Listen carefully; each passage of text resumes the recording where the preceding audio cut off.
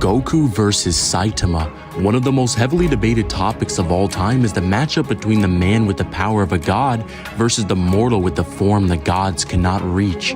Both of these characters are regarded as the pinnacles of all time as the matchup between the man with the power of a god versus the mortal with the form the gods cannot reach. Both of these characters are regarded as the pinnacle of strength. But what would happen if an unstoppable force clashes with an immovable object? Who would win? Son Goku versus the One Punch Man. Saitama, a human who gains the power of a god and has the ability to defeat all of his opponents in one punch. Saitama's character is described as being an endgame protagonist placed at the beginning of the series. Saitama was able to break his limiter by following this near impossible training regimen: 100 push-ups, 100 sit-ups, 100 squats, and a 10-kilometer run every single day for 3 years straight. As a result, the limit that was placed on all beings was broken, allowing Saitama's strength to grow without an end in sight. With this power in his hands, Saitama cannot lose. But among the stars, there's another being who's become bored fighting weak opponents and wants a challenge. Boros, an alien from space known as the dominator of the universe, has his targets locked on Earth, coming for one man. Boros and Saitama are face to face, and now it's time to see who's the strongest. Boros comments on Saitama's power, saying he has immeasurable strength, and Saitama at this point in the series has defeated every single monster with a single punch. However, Boros is different. Saitama punches Boros and he's able to survive, shattering Boros' armor that was limiting his immense power. Boros kicks Saitama to the moon, and Saitama performs his best feat of the series as he's able to jump from the moon to the earth, which will require him to be moving about 299,792 kilometers per second, or the speed of light. Boros decides it's time to finish this, and Saitama couldn't agree more as Boros charges up his most powerful attack called the Collapsing Star Roaring Cannon, which he states his blast can destroy the entirety of the planet's surface. Saitama finally showing us a glimpse of his strength as he uses his Serious Punch. The shockwave from Saitama's punch alone was enough to obliterate Boros' Collapsing Star Roaring Cannon and even split the Earth's atmosphere.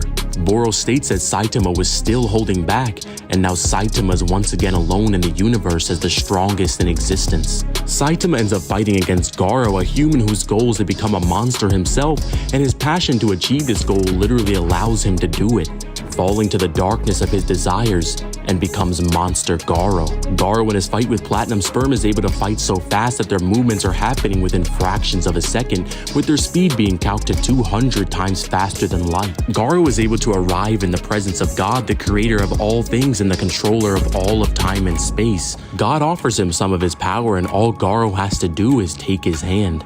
Garo declines and slaps his hand out of the way, but even that slight touch between God and Monster produces something terrifying. When Garo arrives back down on Earth, he's not a monster anymore. He's a god. Garo defeats all of the heroes, and Saitama arrives on the battlefield just in time to see Garo punch a hole through Genos' core.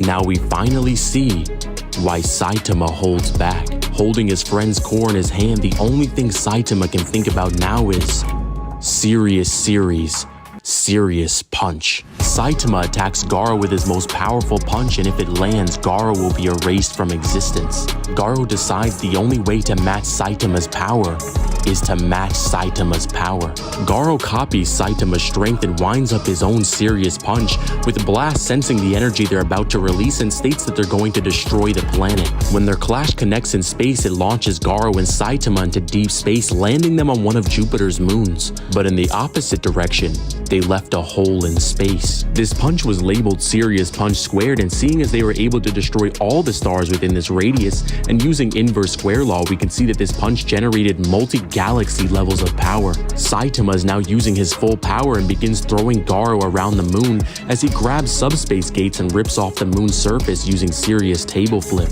We get a look at how Saitama's strength actually works as it's shown on a graph in comparison to Garo. We see that Saitama has finite jumps, however, there's no end. The manga confirms its exponential growth, meaning he continuously gets stronger without limit rather than literal infinite mass punches. He grows so exponentially fast that Garo can't copy his strength, and Saitama catches one of Garo's punches, and what happens next? Well, Saitama sneezes and the force of his sneeze is powerful enough to destroy Jupiter. Garo kicks Saitama to the sun and tries to escape to Earth, but Saitama uses a serious fart and moves massively faster than light and is able to catch up to Garo.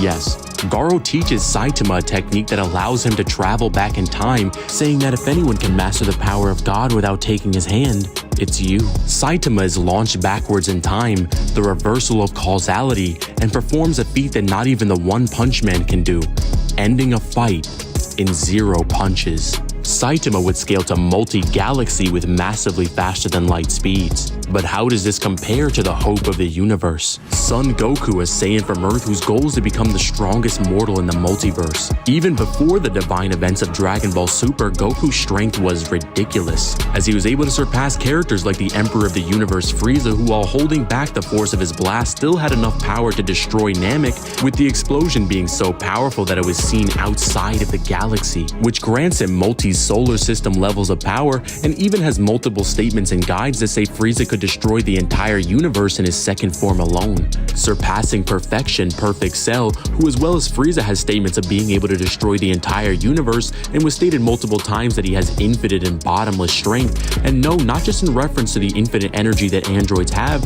but his literal battle power as stated by the narrator. Surpassing characters like the Grim Reaper of Justice Gotenks as a Super Saiyan 3, who is powerful enough to scream out of dimensions and warp realities simply by existing, and surpassing the personification of evil itself, Majin Buu, as Buu is going to crush the entire universe with alternate dimensions just by screaming, and was threatening the Grand Kai world, which is a universal-sized planet, and destroying this can be calced to octillions of times universal, as the universe itself is 99.9% empty space, and this planet was 100% mass. Goku in base is fast enough to traverse through hell, which is stated to be infinite in size, granting him infinite speed, which is defined as crossing an infinite distance in a finite amount of time. Fast forward to Dragon Ball Super, Goku is the strongest fighter on Earth and is now face to face with the God of Destruction, who is in search of a being that will be his rival, a Saiyan enveloped in divine energy, a Super Saiyan God. Beerus is so powerful that he's able to humiliate Super Saiyan 3 Goku and defeat him in only 2 blows,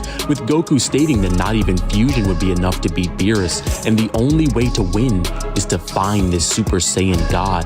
Shenron tells Goku that the original Super Saiyan God required a ritual for him to obtain his power. 5 pure-hearted Saiyans must infuse their light into a 6th. Putting all of their trust into the hope of the universe, Goku is enveloped in a blue light, and what comes out is a Saiyan who has reached divinity, Super Saiyan God. Goku and Beerus have their battle of the gods, and their fight goes higher and higher as Goku is learning to control this new pool of energy. Goku and Beerus clash, and the shockwaves from their punches are going to destroy everything, not just the living universe, but the entirety of Universe 7, with Universe 7 consisting of 7 different space-times that house their own realms, with the afterlife in particular being stated in the Dragon Ball Daizenshuu 4 World Guide to be a transcendental realm that goes beyond the living universe, and was stated in the Dragon Ball Super Exciting Guide to be beyond the concepts of space and time multiple times. This is consistent as the June 2013 V-Jump issue states that Goku and Beerus' battle was super dimensional, with the kanji being Chojigen, which literally translates to being above higher dimensions.